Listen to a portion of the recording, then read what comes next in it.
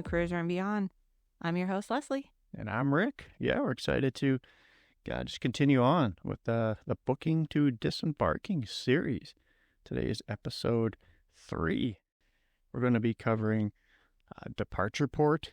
Where do we get on these big ships? Do we fly or drive? We're going to touch on hotels, parking. What islands can we go to? We're going to touch on excursions. What time of year do we go? And a little bit on cabin style, pricing, and gratuities. So yeah, kind of excited about this new show. Yeah, absolutely. Always fun. It's always fun to embark, but not disembark. Yeah, love it. As we said in episode 1, our main port is Port Canaveral. Mm-hmm. So, we know a lot about Port Canaveral. Yeah. And then the last cruise we went out of Miami. Yeah. I looked today when we drove down to the Independence of the Seas in December. It was Terminal G. Remember, it was the older one. It was older, Mm-hmm. yeah. It was easy to get to. Yeah, it wasn't that bad. Yeah, the parking is right across the street. Yeah. But it wasn't the Royal Caribbean A terminal. That was built in 2018. And we sailed out of there in 2019. Oh. On the Allure of the Seas. We did. Oh, yeah, and we were in the new one. Yeah, for the Allure, yeah, absolutely. Yeah, that was really nice. Yeah, it was beautiful. Mm-hmm. But even Terminal G for Royal Caribbean was still smooth. Oh, yeah. It's just older. A little older, but yeah, that was fine. Yeah. Yep. In the next section, we're going to cover a lot of the ports that Royal Caribbean sails from. And we have a lot of the islands that they sail to from those ports. So that's going to be coming up soon. What's your thought on flying or driving to the port? Well, being that we're in South Carolina, I definitely like the fact that we can drive because it's just a lot easier. We like to go down a day before and stay in a hotel the night before. We always go out to eat, so it kind of feels like our vacation, which it did. It starts a day early. You don't have to worry about your baggage weight. Your baggage, if it gets lost, you have it right there with you. Versus people, though, that when we did live up north, it was much easier to fly because that takes a whole day to drive down there. Where with us, it just takes, 6-7 hours and we're there. Yeah, it all depending, basically, where you live. And, as we're going to learn here later in the episode, it depends on what island you want to go to. Mm-hmm. Kind of dictates sometimes the port you go out of. Oh, absolutely, yeah. So do you have a problem with overpacking? No, not at all. No? No. It's funny when we're packing for a cruise, usually a 7-day cruise. I'm a big Marx Brothers fan. So if anybody knows their movie Monkey Business, where the Marx Brothers stashed away in the big trunks, if everybody knows how people used to travel with the big trunks, that's what Leslie would prefer, not the little pull behind wheels. Hey, in all fairness, you have to have enough clothes. No, in all fairness, you have to have enough clothes. And I have gotten a lot better. Sure. So that's the perk of driving. It is. Right? You're not over that 50-pound weight limit that the airlines. And not only that, but it's just more of a relaxing. Anymore, flying is just, it's stressful. And I like to just get in the car, drive, stop when you need to, eat when you need to. It's just, I don't know, it's just so much more relaxing. And even when you get off the ship and you know that you're going home, you don't have to deal with an airport, your bags. You just get in your car and drive home. For us, it's easier. I like that. Yeah, I agree. It's easier to drive, but sometimes we're thinking about maybe going out of Galveston, Texas. So we would fly. Yeah. So it all depends on your location and your circumstance. And when you do drive, it's always best to go the day before, which we say. So no matter what, you're going to get a hotel. But you have to think of parking also. Correct. Yeah. Yeah, we highly recommend you going the day before. Like Leslie said, it's your vacation starts a day early. You don't know any kind of delay.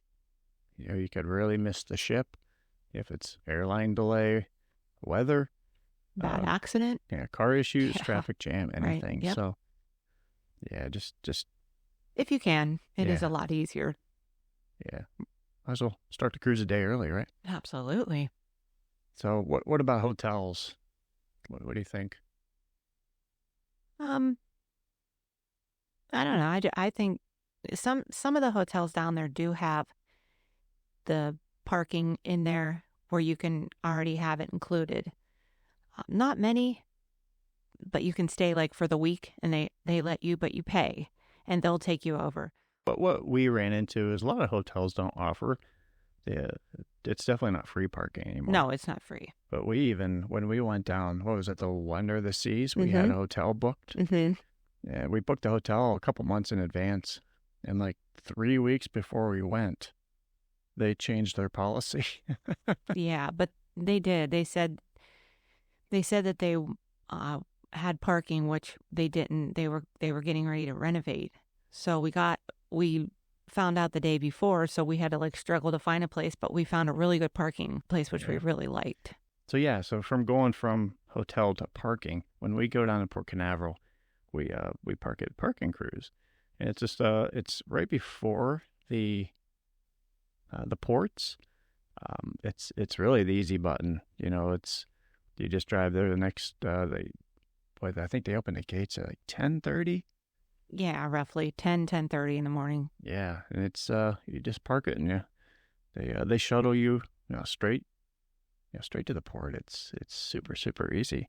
Yeah, they actually just your cars line up. They actually come out there, ask you what ship you're on, give you a piece of paper to put in front of your windshield, explain the situation. It's super easy, and then they just pull you in and park you, and you hop on the little shuttle bus and takes you over, and it's nice. It's like 5-10 minutes away. Yeah, it's easy. We always park there. Yeah. And then at Miami, we just went out of Miami in December on the Independence of the Seas. We just parked at the port. Yeah, that was easy. Yeah, it was easy. Yeah. Okay, we're going to continue. Talked a little bit in the first bullet point, a little bit about ports, but there's so many ports to choose from for Royal Caribbean. A lot of these ports, a lot of the same ships or different companies use the same ports. So we have a list. So this list is really for the new cruiser. We want to explain all the different locations for the ports, what beautiful islands that you could visit from these ports, and even for the people that's been cruising for a while. It's like, oh, I forgot about that island. Yeah. So I'm going to start off with Galveston, the Texas port there. From that port, you could go to the Yucatan and Cozumel and Costa Maya, Mexico. You could go to Belize and Roatan, Honduras. It's really cool. Mm-hmm. And one of my favorite islands is Grand Cayman. Yeah. Love that one too. Quick little story about Grand Cayman. Back in 1987, it was my second cruise. It was either the Royal Caribbean Sun Viking or the Nordic Prince. It's the only ship that I don't know the name of that we were on. We have photos of it, but not of the name. So in 1987, my friend and I we took the tender in. There was no dock. Yeah. And there's a bunch of ships in there. And we're walking around downtown Grand Cayman. Blew all of our money on Aztec gold. And we're walking down the hill back down to take the tender back to the ship. And we turn the corner and we see our ship leaving. Oh, no. And we are 16, 17 at the time. And we go running down and see one of our porters, and he has the Royal Caribbean shirt on. It's like, did we miss the boat? We're kind of freaking out. He says, no, it's just moving. Another ship has to get out. So, 16 years old and good times in Grand Cayman. flat broke with Aztec gold. Oh, so yeah, good it times. was a long time ago, but yeah, I still remember. Good memories, though. Good memory. Like it was yesterday. Okay, keep going. Cape Liberty, New Jersey has a port too. They go to a lot of like San Juan, St. Thomas, St. John's, Barbados, St. Lucia, and St. Martin. St. Martin is another one of my favorite islands. I like to enjoy a cigar every once in a while on the ship. So we knew that we were going to St. Martin on the Wonder of the Seas in the spring of 2023. So I looked up if there's any manufacturers or cigars there, and I ran across one, and it was Das Cigars. So it's like, all right, that's my goal, right? When we get off the ship, I'm going to find Das Cigars. So I get off the ship, we're walking around. It was a beautiful day, wasn't it? Gorgeous. Yeah, it was a beautiful day. And I seen Das Cigars. So I walk over there, and there's one lady working there and one gentleman. And he was enjoying a cigar. So he's explaining all the different cigars, and I said, would you mind if I enjoyed one with you so I could see if I like it? And if I do, I'll buy more. And he says, absolutely. He says, which one do you want to try? So I picked the one I tried, and he says, do you mind if I cut and light it for you? I said, that'd be great, thank you. So we're sitting there, and you were out shopping. We're shopping. Mm-hmm. Yep. And we're sitting outside, and I had pictures of this and everything. I'll share on Instagram. It was fantastic. But he says, well, what's your name and where are you from? And so I tell him, and I said, what's your name? He goes, I'm Das from Das Cigars. So I'm just sitting there enjoying a cigar, like with the man, you know. Yeah, and he was so nice and down to earth. Yeah, he really was. He really was. We still email. Yeah. It's almost been a year. Yeah. And we still email back and forth. So every cruise comes up with some great stories. It really does. It really does. You meet great people and have a great story, and yep. And it's never the ones you plan. Never. Right. Absolutely not. No. So yeah, love me some St. Martin. It's gorgeous there. Oh my. Okay, just to continue, Los Angeles has a port also, and they go to a lot like Cabo San Lucas and Costa Rica. They got the Panama Canal that they do the eastern route that way. Colombia and New Orleans. And that's the first three ports. What ports you have? You're going to cover Florida? Yeah, I'm going to cover Florida. Okay. So we have Port Canaveral, Miami, Fort Lauderdale, and Tampa. So the Southern Caribbean, which goes to Aruba, Martinique, St. Kitts and Nevis, San Juan, Puerto Rico, and Puerto Plata, which is in the Dominican Republic. Yeah, awesome. And then the Western Caribbean will go to it's called the Perfect Day at Coco Cay. It's Royal Caribbean's private island. Oh, yeah. That's amazing. That's a gorgeous place, too. I think we talked about that already. And just to jump in there real fast, that's Royal Caribbean's private island. Right. Coco Cay.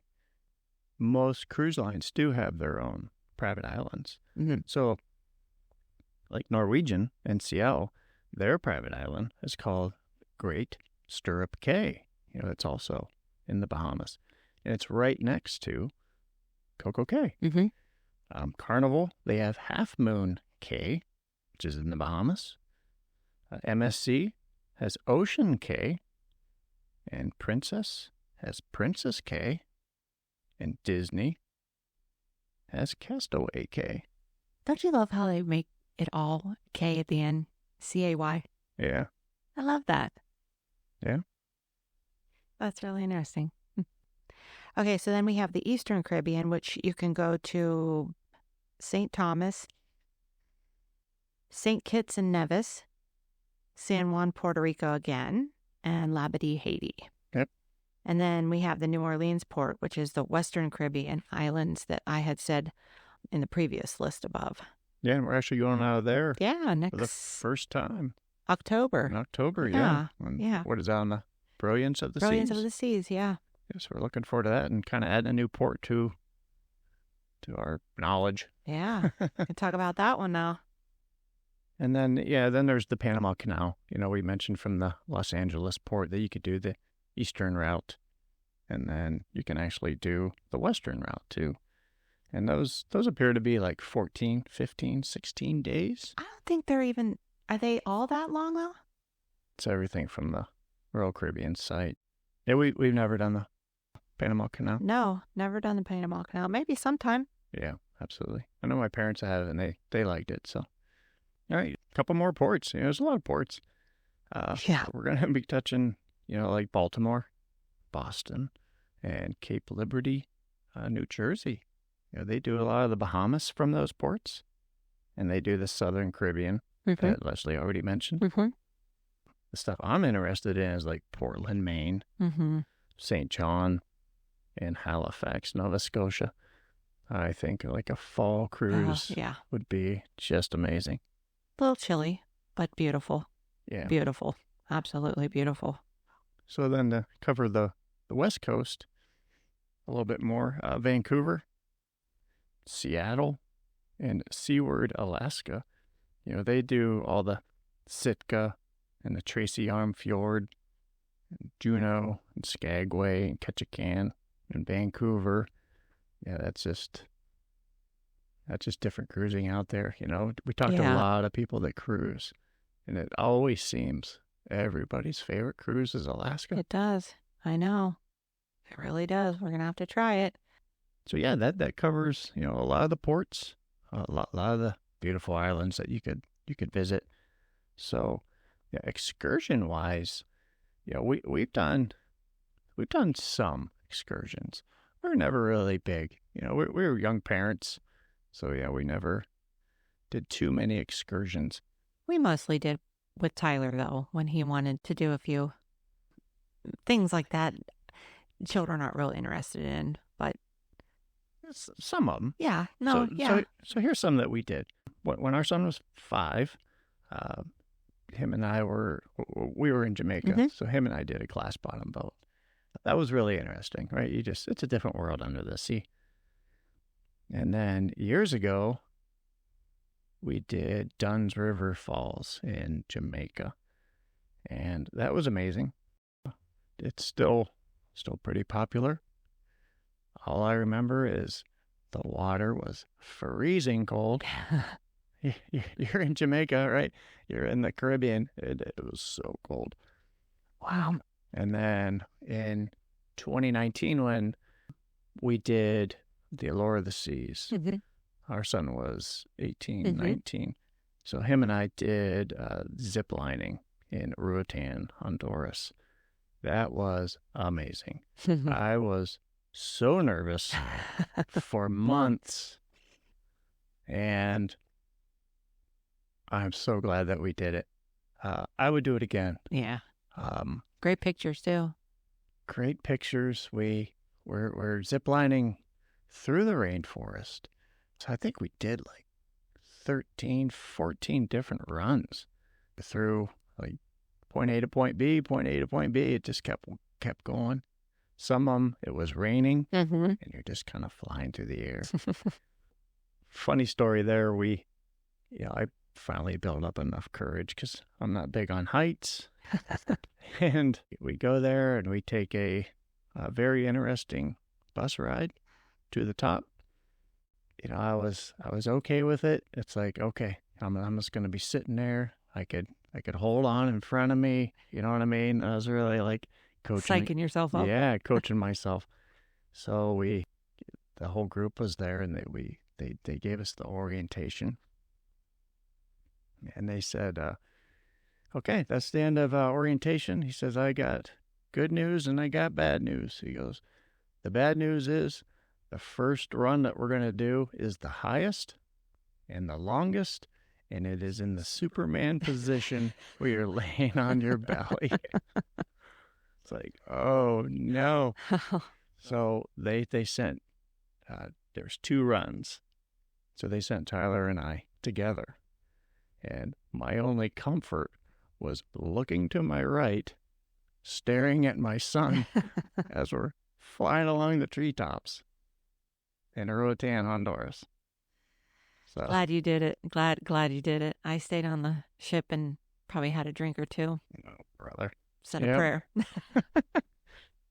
So yeah, these excursions that they offer, yeah, you don't do them at home. You know what I mean? They have zip lining and all over it, but their excursions are they touch on a lot of things. And before we get kind of a list from Royal Caribbean of what they offer, we did on that same cruise. Yeah, right? It was the same cruise. We were in Costa Maya, yeah, Mexico. Yeah, and we did Chichen Itza. That was really neat to see. It was. That was really cool. We had to take a 35-minute, very rocky little boat over to the island of Costa Maya. Right. We had to walk to probably a 15-minute walk on old cobblestone streets to get on the bus, which was 2.5-hour drive to the actual site of the pyramids there.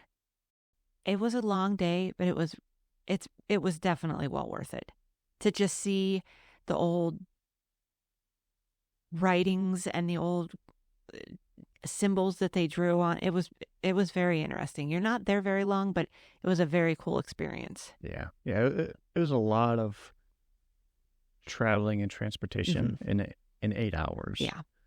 We were at the actual ruins probably for maybe just over an hour. Yeah, it wasn't that long. No. But it was amazing. It was, and it was worth it. It's a one-time thing. It was definitely worth it. Yeah. It was. Yeah. And then on the Royal Caribbean site, they break down their excursions. They have adventure tours that they offer. And that's like horseback riding and mountain biking and parasailing. There's beach and water-related activities, the glass bottom boats that we already talked about, kayaking and deep-sea fishing. There's cuisine tours and flight seeing. There's city tours. There's snorkel tours and scuba. So, even through the cruise line, whatever you pick, they always...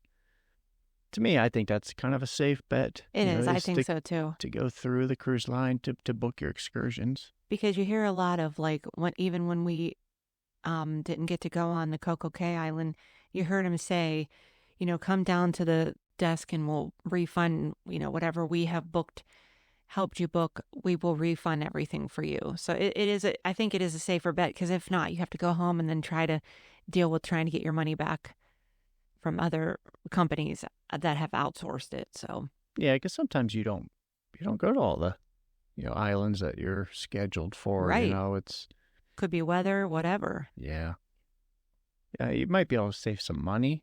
If you go through a local excursion company, and they probably offer different excursions too. Yeah. Oh yeah. But yeah, we've always just gone through Royal Caribbean or the line. So. Seems easier. Anyway. Yeah. Yeah. I mean, it's a little safer. So, what time of year, is a good time to go? When we got married, 1995? September. Yep. We went on the Sovereign of the Seas. That was your first cruise. And we looked up. There were 19 hurricanes that year. And 6 of them were alive and well during our cruise dates. Yep. So it was pretty rocky. Yeah, but you can't plan on that, no, right? No, you can't. But they did end up changing a couple of our ports that we went to, I remember. Yeah. Oh, absolutely. Yeah, they had to divert us and put us somewhere else. And when you ask the question, what time of year is a good time to go? Any time of year is a good time to go. It's not just what time of year. Any time.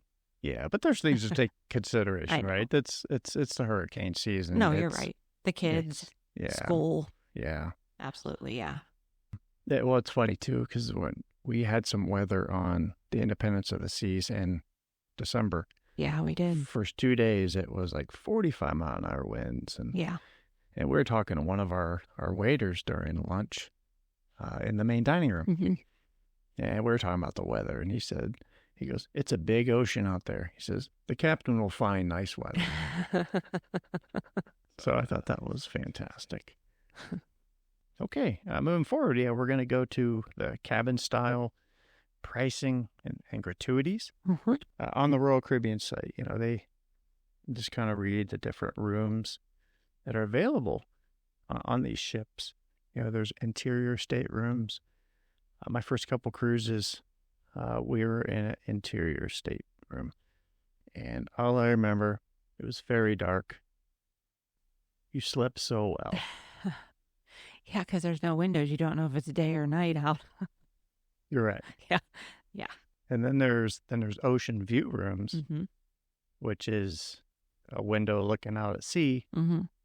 Kind of like the old porthole things. Correct. But they're not portholes. Right. They're, Ocean view. They want to call them a little bit more sophisticated yeah, now. it's a bigger window. Yeah. It's a window. And then there's a couple different types of balconies. That's kind of our favorite. We like the balconies. Yep. There's the ocean view. That's the one that everybody kind of tries to get. Yeah. They're amazing. They are. They're just so nice. And then there's the interior balcony staterooms, which you always have wanted to try. Right. And that's on the Oasis class. Correct. Yeah. Yes. Yeah, and that's gonna same thing, right? You have a balcony, but you're either overlooking Central Park or the boardwalk. Mm-hmm. So I think it'd be unique. It would be different, but yeah. I mean, it's not an ocean view, but you see everything. It's beautiful through there, though. I mean, it really is. It's just, I think sometime we should try that. Yeah, I think so.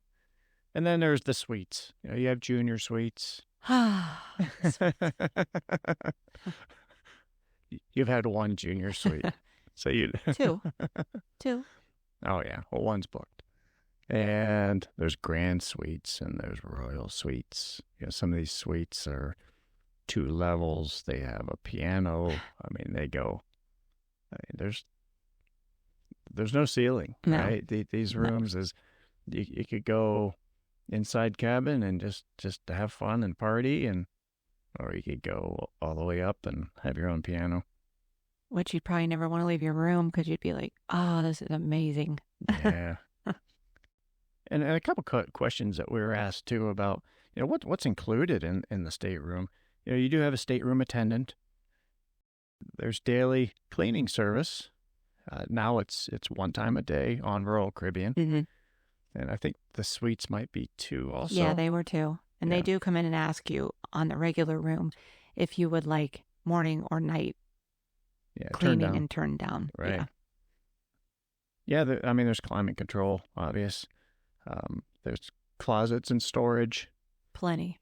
Yeah, and like drawers. The junior suite we just had a walk-in closet. Yeah. That was amazing. It was really nice. You have a HD TV, and you have a safe.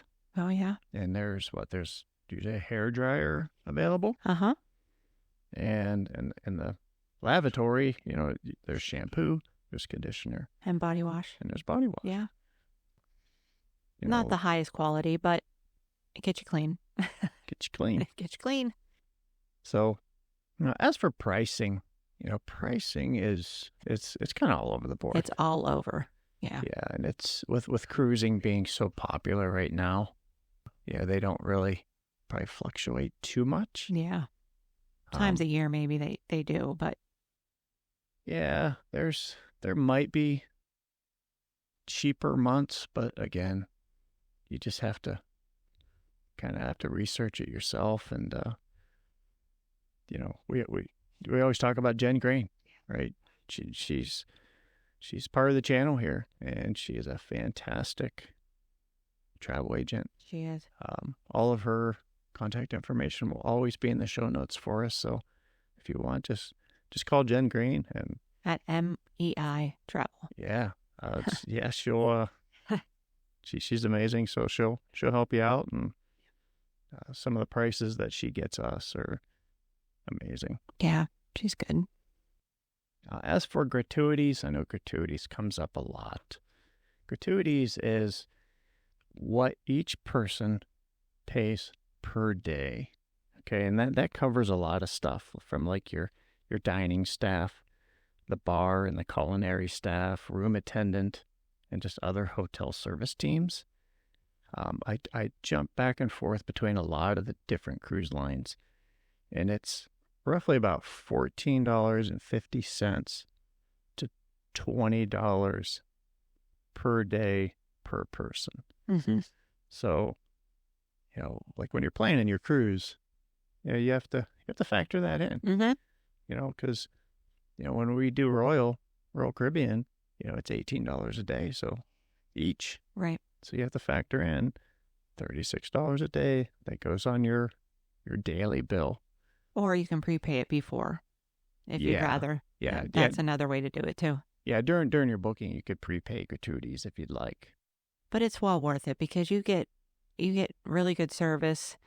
They come in and clean your room, make your bed, change your towels, and the dining room attendants are just spot on. They know by the second night, they know exactly what you want to drink. Yeah. Everything about you. Yeah, they work hard. They all treat you like royalty. They do. They work hard too. It's it's worth it. It really is. It's worth it, because even if you go to dinner, you're still going to tip somebody. You're going to tip your waiter. Right. So, you just, you're calculating it and factoring it all in anyway. Yep. Yeah, and these employees on these cruise lines are, they're working 4, 6, 8 months straight. Yeah, right. So, every day. They're trying to support a family too. So like we say on the other episodes before, we really want to hear from you guys. If you have any questions, comments, concerns, ideas, we would love to hear about them from you guys. You can email us anytime at weSHOREdid@yahoo.com. It's WESHOREDID @yahoo.com. We are on Instagram. We sure did. Yep. Glad you guys caught up with us again this week. Yeah, we'd absolutely just love to hear from you guys. If you could follow us on Instagram and kind of share with your other cruising friends. Yep. I just want to close out with, the series that we're covering, booking to disembarking. It covers on a basic level of what is available in cruising, for the new cruiser. Right. Like examples, like, if you want to do rock climbing or bumper cars on a ship, just research that. You could email us, you can ask us, we'll help you. Or you could contact Jenn Greene at MEI Travel. Yep. There's so much available out there. So yeah, we just wanted to just share all this stuff with you. We want to spark your curiosity, and just for you to research and experience